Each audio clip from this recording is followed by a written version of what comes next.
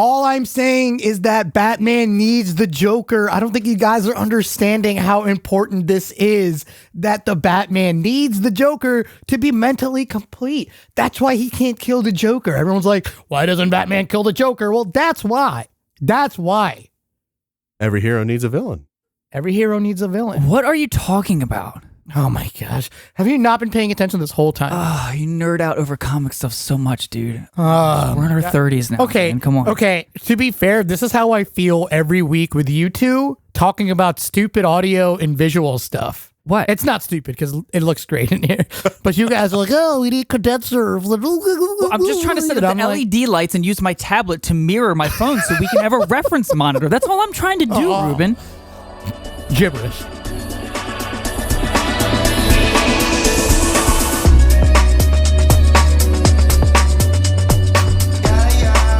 Welcome to the Guys Who Cry podcast. Season 3, episode 2. Yeah, we had our girl Evelyn on last week, and we thought we didn't give you guys a proper catch-up session about what happened to Adam and I over the last couple of months, and Greg over the last couple of months. So Greg we got figured divorced. No, I'm just kidding. Greg's Oh married. my Greg's God. married. No, I'm kidding. Greg's Greg. married. No, Greg, actually, you guys went to Lemons and Capers last night. Capers and lemons. Oh, Flip that, reverse I it. always called it the wrong name. How was it, Greg? It was good. It was very good. I love that place. Gosh, you're such an old white man when it comes to that. You always name things the wrong thing, or you get it backwards. All the time. I got to go to Nobles and Bonds to get some books. Yeah. These sunglasses are No, a joke, Dad. by the way, people. I know everyone thinks I'm pretentious or whatever, but these are costume glasses. They look. My aunt has a pair of glasses like this. Actually, they're pretty funny. Anyway, yeah. So Capers and Lemons, nice. Yeah, it's been a busy couple months though. Busy couple months. Yeah, we didn't really catch up on what's been going on. We've had some girl situations, Some girl issues. per usual. You want to go first? I'll go first. I met this girl a few weeks before the new year, and it was really good. She was really awesome. Really hit it off. Chemistry was off the Hinge, charts. right? Hinge. Yeah. No, it was Tinder. Actually. Tinder. Which is weird. I never matched with anybody on Tinder, but it was going really well, really awesome. And then, one night it was just, it was actually the night she met Adam in Cortland. And Yes. that night she was kind of like, Does she listen I'm not to the ready. Yeah, I'm pretty sure she does. Okay. And she's like, I'm not ready. And I was like, you know what? That's fair. And I had gotten into a situation last year where the woman wasn't ready, and I took a step back because I was like, well, she'll be ready at some point. Wasn't ready. And I know. I'm kidding. I'm kidding. Adam loves to say that. No, but, I mean, you never know. but they don't. I caught myself last year in a situation very similar where chemistry was off the charts, really liked the person, and it just never materialized, and I ended up getting hurt. So it was like I learned from that. Yeah. I'm gonna move on. I will say I think moving forward, that is a very first date question. I think for me from now on. Are you ready? Are you ready to be with me? No. But are you looking to commit to something long? Are you ready to commit to something long term? Because I am. And I think that's fair to get that out of the way. Because if that person's like, I really don't know, I think that sets the tone for the relationship. What's difficult is being in that spot, and maybe you have been in that spot before too, is people don't necessarily know until they try also, because you could ask them that question and they might not even know. They might just be like, I'm just trying to get back out there. Maybe I was in a relationship. I mean, you can ask the question. I think it's fair. Absolutely fair. But it's weird how we don't even know how we feel sometimes. Yeah. So it's tricky. But the girl I dated in Ecuador for 5 months, I visited her twice. We kind of broke up actually kind of randomly right before Christmas. It was everything was fine. I was actually very happy and everything. And I think she expressed some insecurities, which we kind of worked on. And then I expressed some. It was 1 week where she got kind of insecure about things, and I thought everything was great. And then I mentioned, hey, sometimes I do think about the long-term plans, like how we would live together. You have a child. We're in different countries. And then it devolved very quickly into let's take some time off. And then once you do that, it kills the momentum, And then, of course, 2 weeks later, you're still friends on social media, and someone says, I miss you, and that's all it takes to start talking again and all that. But, What do you guys think about that? Because like a very similar thing happened to me. About where, getting reconnected, Oh, yeah, share the thing that happened with you. Yeah.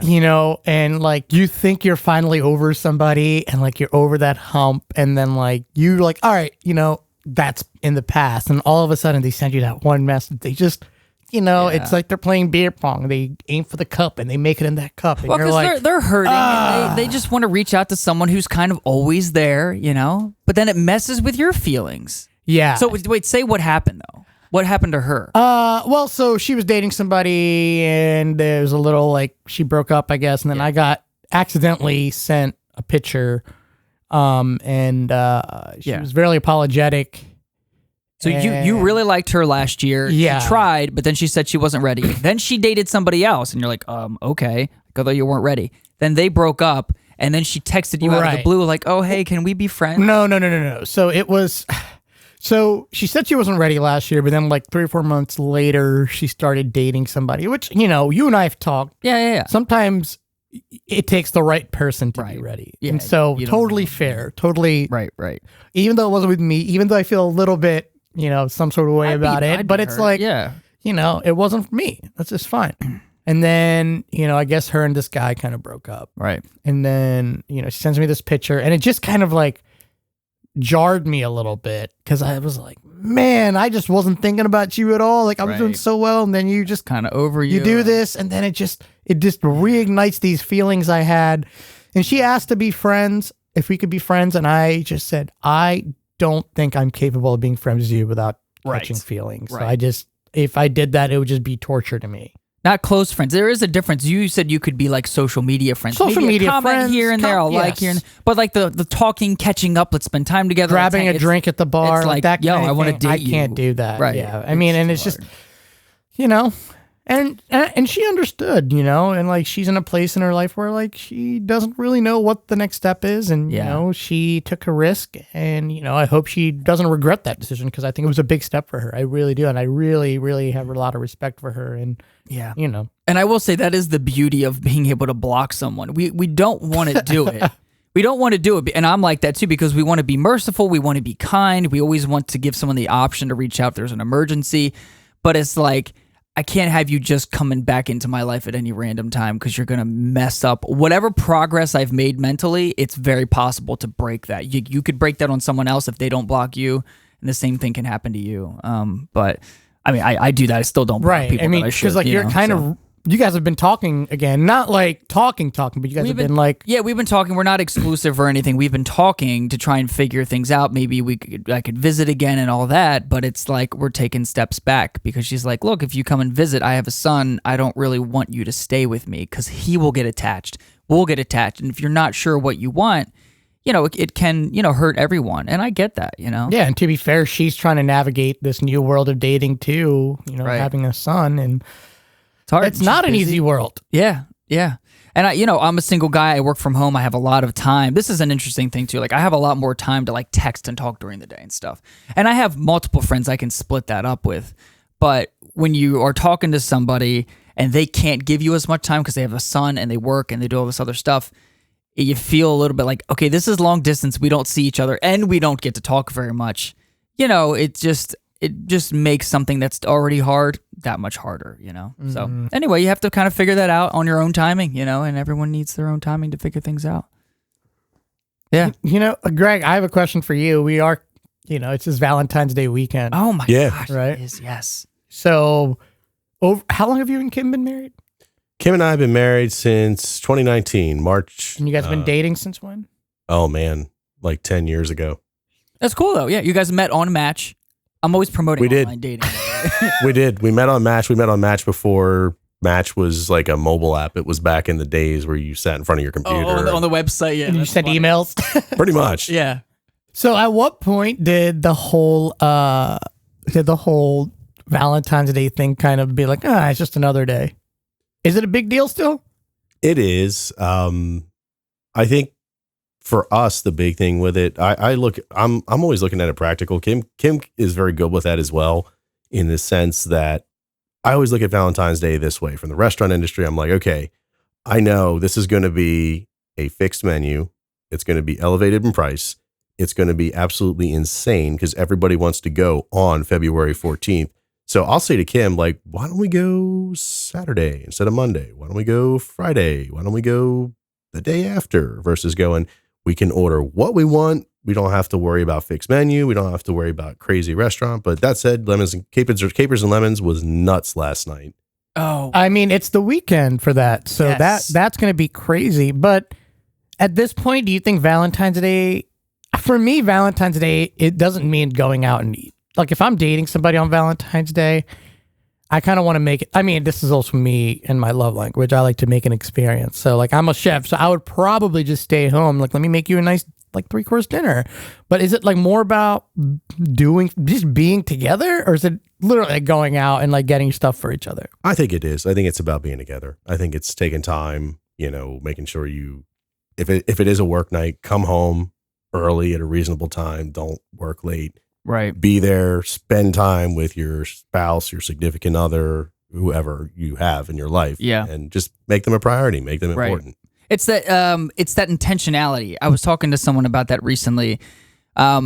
Having dated different people, some things work out, some things don't, realizing what's important and just showing that intentionality of like, some girls really want you to ask them formally to be your girlfriend. Like that intentionality of just saying, hey, look, maybe I'm still working through my feelings, but I know you're there for me. I know I like you, all that. I am ready to kind of take that next step of commitment. So let me be intentional. Let me ask that thing, or let me just, those special days like spending time with someone, or just going and getting flowers at some random time when they don't even expect it, and knowing what's valuable to the person, and just realizing like I'm saying this is like things I have to remind myself of.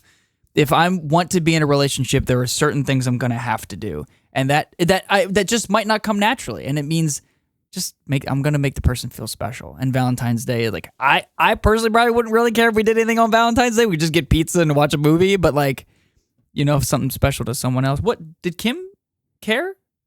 Yeah, I mean, she definitely wants us to spend time together for it and recognize the holidays. A little more of an occasion kind of thing, or No, I think she's just happy if I make time and recognizing it, maybe remembering to get a card, just something it kind of says like, hey, I'm thinking of you today. It's special. Yeah. I mean, there's the other side of you that wants to say, hey, this is totally a Hallmark holiday. This is like, oh, it's a way to sell candy. It's a way to sell cards. It's a way to sell jewelry. Right. But at the same time, it's making time for the person that you're in love with. Yeah. February 15th, baby. Get that 50% off candy. Oh, yeah. After I was like, isn't it February 15th? I'm so dumb sometimes. It's like the day after Easter. You All get that crappy you candy. get that cheap candy. Cadbury eggs, Oh man, F me up, dude. I just got I got the 60% cacao. Cacao. It's good. I'm so dumb because I always buy the higher percentage because I think it's like more chocolatey and it's actually like less sweet and more pure chocolate, and then it tastes like I'm eating cardboard. I like bitter chocolate. You do like bitter I like chocolate. that dark You're a classy chocolate. guy. Me too. No? I like dark chocolate. I like the 86, like the 86%. Ooh, Yeah, it's a little bitter. It's a little bitter. I was having a conversation with someone today about candy, and they like banana runts. That's cool. They're good sometimes. Yeah, I get I don't it. know. For circus me, peanuts runts are like on the sometimes, lower rung of candy. If it's there, I'll eat it. But I'm never gonna be like, I really want to eat runts today. That's a good question. Favorite candy? Go. Oh, Hershey's Cookies and Cream Bar. Hershey's Cookie and Cream Bar. What's yours, Greg? I was just thinking about Spree. I don't know why. Wow. Like, you go to the Spree is good. Yeah. either, if you're in the 80s, you went to the skating rink, or now, if you go to the movie theater, they have like the put 50 cents in, turn the crank, and you get a handful. Just get a handful. Right. Like a handful of. What's the one? Oh, every time I go to the movie theater, I will get the chocolate chip cookie dough. The little bites. Little bites. Little bites. What about favorite discontinued candy? Mine is Shock Tarts. You guys remember Shock Tarts? Are they like Pop Rocks? No, they were like Spree, where they were like chewy, but they were super sour on the outside. I don't remember. Warheads, are they still around? Warheads are still. Oh, I love Warheads. Warheads are great. They make the sour ones, but they don't make the spicy ones. I forgot about the spice. That's a real. I think that's a real South American, especially Mexican thing. Is spicy candy. I remember it was like the first girl I met on OkCupid. This was like 8 years ago. she was in Mexico and she was cool. We just talked. We just were friendly, whatever. And I ended up meeting her. She came to Philly like 3 years later, and I ended up meeting her. She brought me all this Mexican candy, and it was like super spicy and sweet. And it was like, I actually really liked it. It's good. It was weird. Yeah. I like spicy candy. I mean, I don't know. There's something fun about just having something that's sweet, but then also has a little bit of heat to it. Got that heat. Oh, yeah. Bring the heat. I really like candy because candy, I feel like, has a way of transporting you back to when you were a kid. Like You that love nostalgia. going back to when you were a kid. I love that I know, nostalgia, I know. man. Like I love putting chips on my sandwich. Like sue me. I mean, Me I too. do that. You know what I mean? Like Yeah. Or Doritos on your. On the personal dishes that your friend chef makes for you, like I did the other day with Ruben's dish. the go on fish curry. Yeah, they were so That's good. little- It was really good though. chips were awesome. Spicy chips are good. We were talking about being nostalgic when you were talking about the comics at the very beginning. I was going to ask you guys, what's a topic you nerd out on that nobody else cares about, but you're a really big comic book guy or whatever? I mean, I nerd out on like weird little food trends. Sure. You know, obviously, True, but like, yeah, true. comic book stuff. Like I like, audiophile too. Like yes, Greg. yeah. I get really into music. Like I was talking about this the other day. I got the song that's been kind of stuck in my head is "Fantasy" by Mariah Carey. Oh yeah. That's stuck in my head, and then I started doing a deep dive on that song.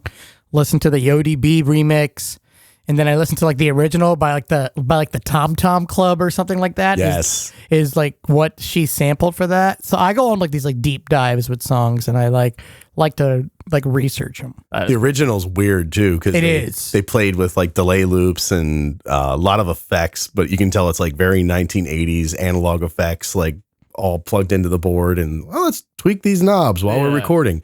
Yeah.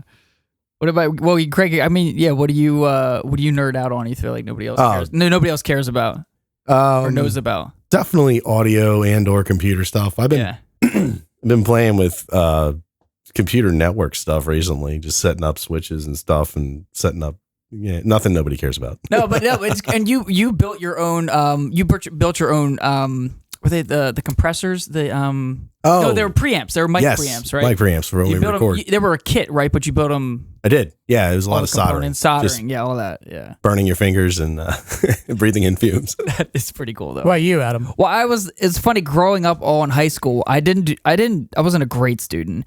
But at night, I would go to bed reading Discover magazine, and not that I understood everything, but like anything that came up about like quantum mechanics or cosmology or theoretical physics, like I was always reading just like the pop science level of understanding of that stuff because I thought it was so fascinating, black holes and all that stuff. And I still, recently I've been nerding out over aliens. I just like everything about aliens. I'm just like it just takes my mind off everything else. So it doesn't even matter what I feel about aliens. It's just such a distracting topic that is just so fun to consume. And I feel like such a dork. Yeah. Speaking of aliens, another guy who's been in the news a lot recently that always talks about aliens. Joe Rogan. Yeah, I feel like yeah. Should we talk about this? Man. Everyone can we talking talk about Joe Rogan? We might as well just get it out of the way now. Which conflict do we want to talk about? We're gonna start with this first one. Yeah, the misinformation, and then we're gonna talk about the N-word one. Oh, the N-word one. Okay. So the misinformation one. I personally don't care. I'll just say real quick for the listeners, there were two podcasts he had that people were mostly upset about, and they were the people that were slightly off the mainstream opinion about COVID and vaccines.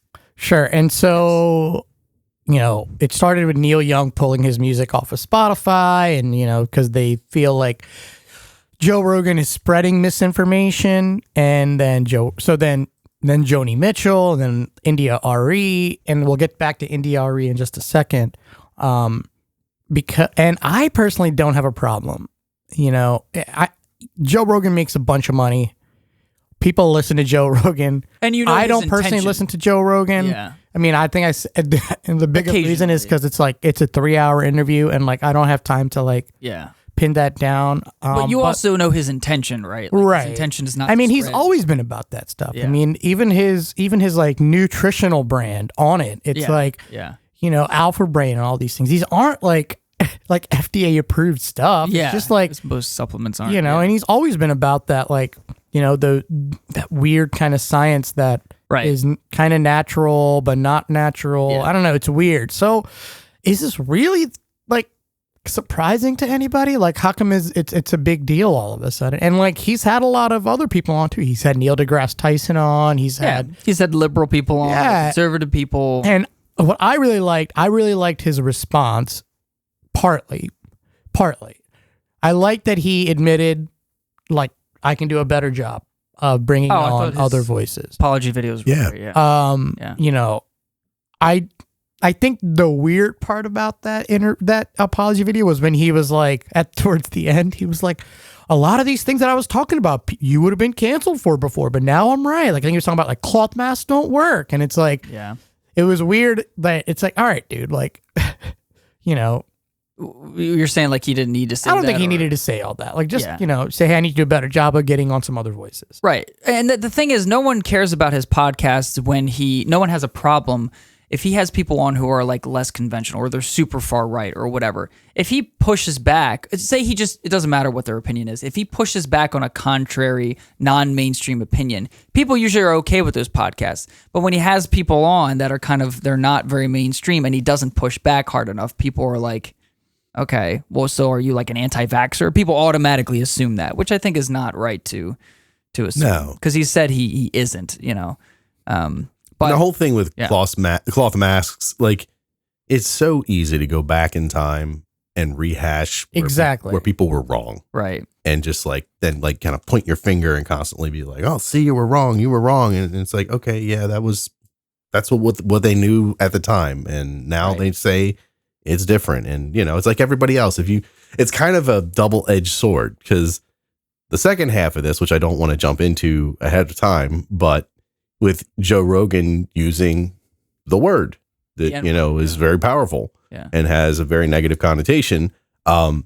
Is it right to then say, oh, we should throw Joe Rogan out? He should never be allowed to ever broadcast again. He's a terrible person because at one point he used that word. And then that's kind of what he's doing with the cloth masks, like pointing back at the past and saying like, oh, you were wrong. You were wrong back then. So you should be just completely thrown out and ignored. And you're right. It's a little bit of a double standard because he's doing it for the cloth masks, and even though they're two totally different topics. I mean, they are, but it's that point, and that's the whole point of the science literature, is that it's, you know, the CDC and FDA are like, we're supposed to change their mind when new data comes out and we figure out there's something more effective or less effective. We have to communicate that, and that information changes. That's how we all live our lives. You know, when we get new information, we change our course. There was a point in time where people thought cigarettes weren't bad for you. Yeah. You know, like, and scientists probably maybe even said so. Yeah. Oh, we think it's fine. And then, oh, maybe not so good. Yeah. So then what happened after like this really didn't work to kind of cancel him? NDRE released like a video. I don't know if it was NDRE specifically, but somebody released like a compilation of Joe Rogan saying the N-word, like hard R. Past podcasts, like in the last 10 years. Right. Stuff that was very already out there. Yeah. And they released a compilation of this word, and then it's like, you know, then it caused a whole nother uproar. And it's always weird to me because like that stuff was already out there. And you had artists wanting to leave Spotify because of these issues. Yeah. That really made a big impact. It does feel rough when somebody... It seems nowadays I am not justifying either way. Like, I'm not justifying him saying what he said. Yeah. But at the same time, it seems like with everybody recording everything in high def video, every inch of your life, it's so easy for some person to just go back and grab clip after clip after clip out of the last 10 years and throw together basically a video that makes you look like an awful, horrible person. Mm-hmm. Yeah. I think if that ever happened to me, I was like, oh, what if I ever ran for office someday or something, you know, where you have a lot of scrutiny. I was like, would there be anything online that people would, like an old post or something? But I always feel like maybe because I worked in a church before and always had friends that were like pastors and family members, I never felt the need to post something that a child couldn't read or a pastor couldn't read, you know? So it was always very vanilla in the first place. But there's probably stuff we all have out there. Exactly. I mean, for me, it's all about growth. Like, there's stuff I said when I was in my early 20s that I wouldn't say ever today, or like I wouldn't even do today. And I just think, I don't know, I I don't think we're giving people the chance to grow and people to learn from their mistakes. I think that's my issue, right? So like, I posted some stuff that's probably unsavory, and when I look, like, I remember looking back at posts like Time Hop, right? You guys know that app, Time Hop? Oh, yeah. So Time Hop compiles all of your social media into one space, and it's like, oh, you can see what you posted 7 years ago, 8 years ago, and then it like brings up to today. Yeah.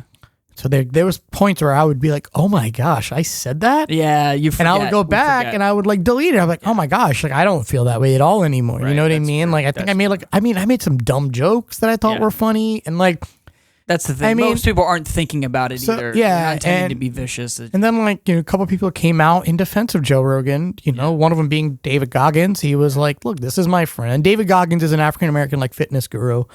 Yeah. And it was kind of like, dude, listen, if he was racist, like I wouldn't be friends with him. Yeah. Well, and also understanding the context of, and this is me as a white guy talking, they understood the context of why he was saying the word. He was just either repeating a quote or something like that. I still don't know why he said it, because I'm always terrified to use that word, even when I'm by myself.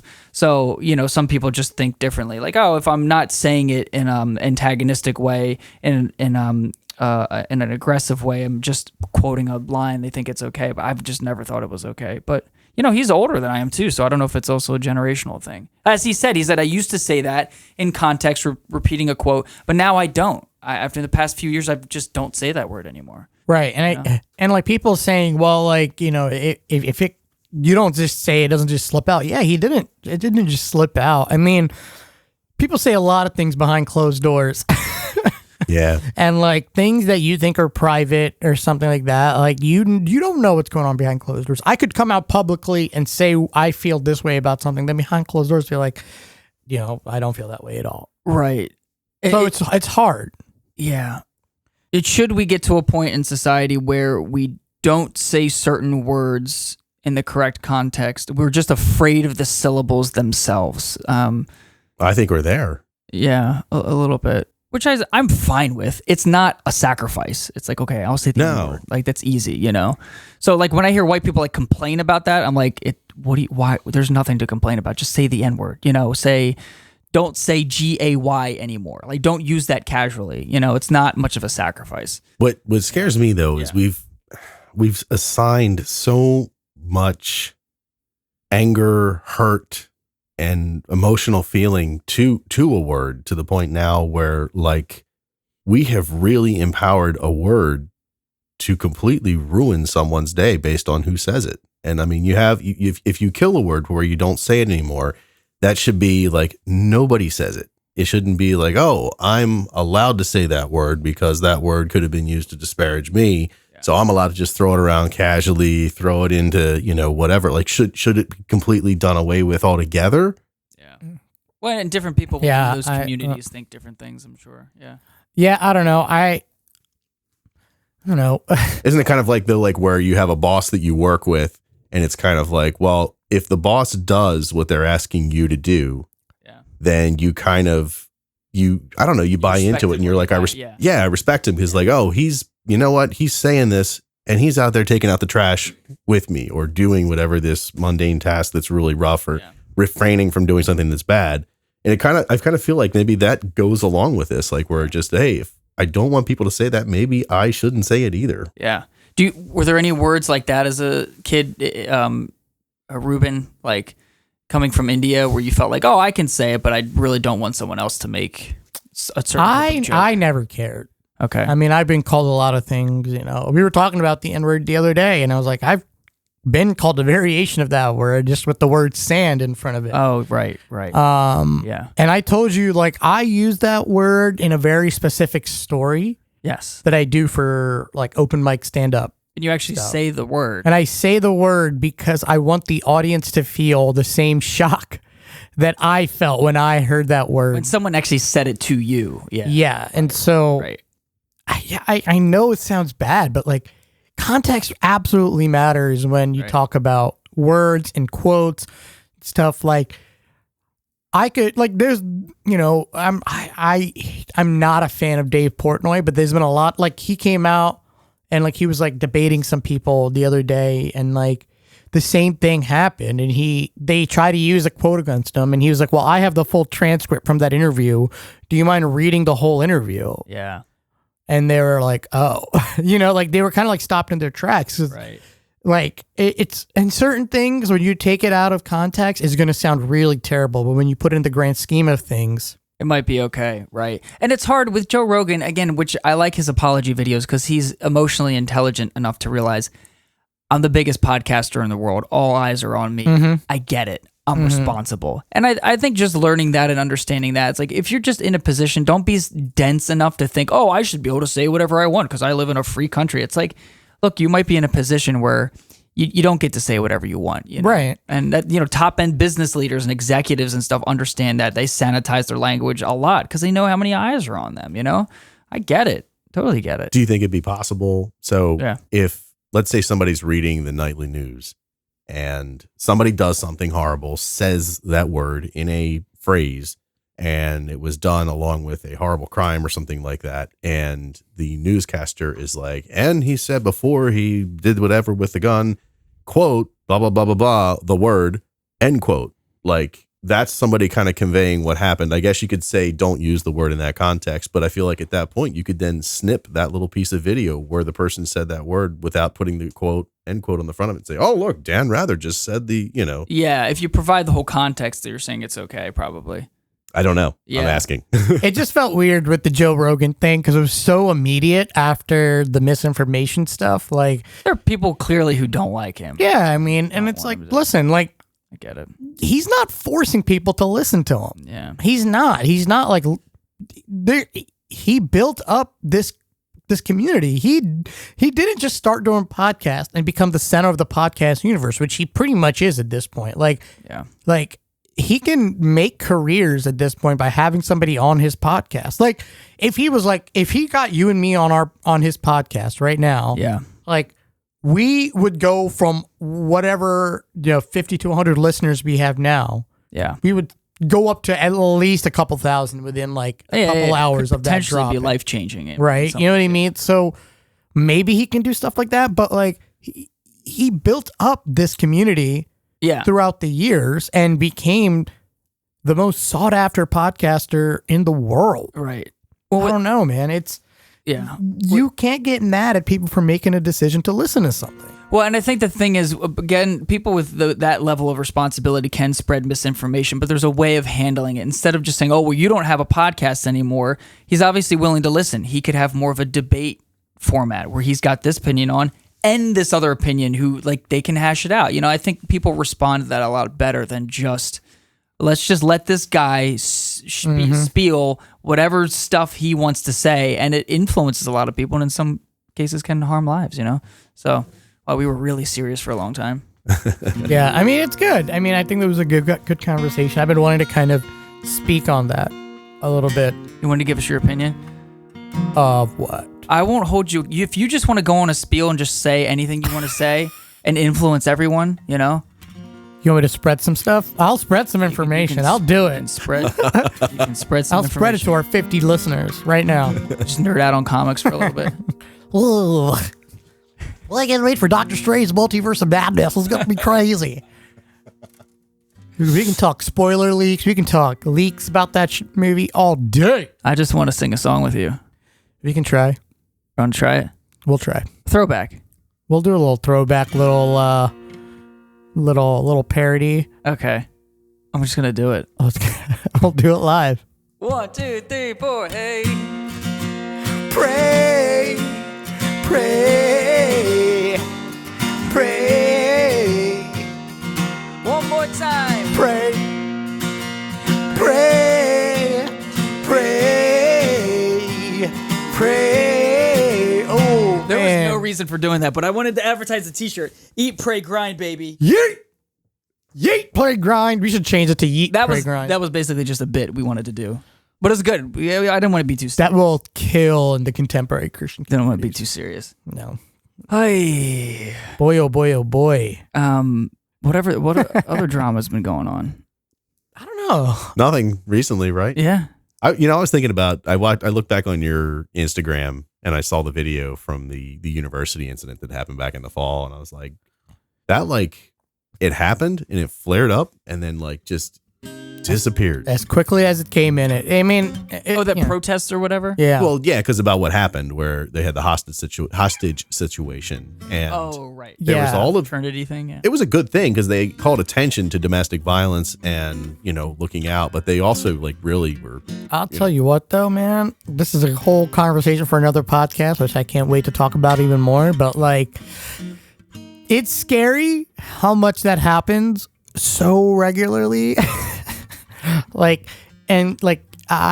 It's just it's scary because it's like, oh man, like it could be happening and you can even know, and like, there's mental things going on. There's like mental manipulation going on between the guy and the girl, and even some girls on guys. Like, it's not just a one-way street. It's obviously more. I think it's way more common, obviously, with men on women because there's like a physical aspect to that. But like during the Me Too movement, I think it was the New York Times had a really interesting article where they, it's like an op-ed.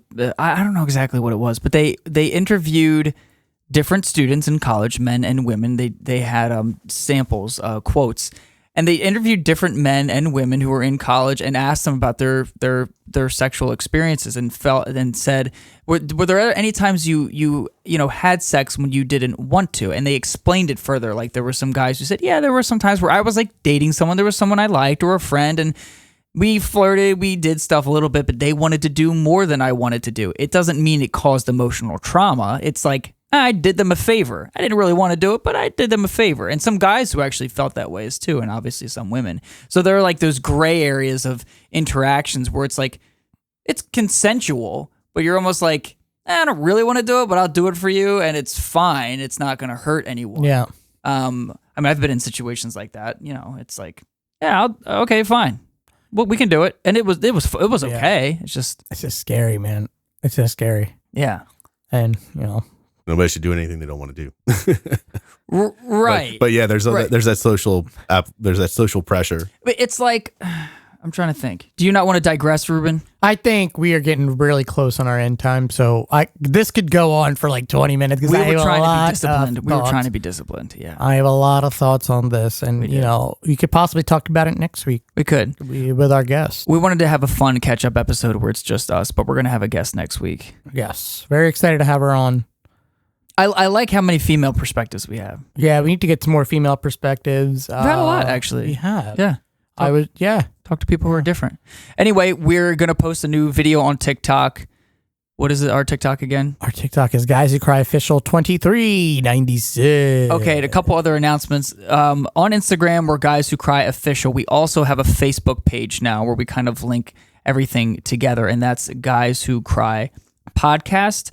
That also links to a website link we've set up. We're still working on it, but that is guyswhocry.com. And if you want to watch this, you can go to guyswhocry.com/YouTube, right? And it'll take them right to our YouTube page. So go to our YouTube page, smash that subscribe button, hit that bell for all notifications on things that are going to be popping up here soon. I love it.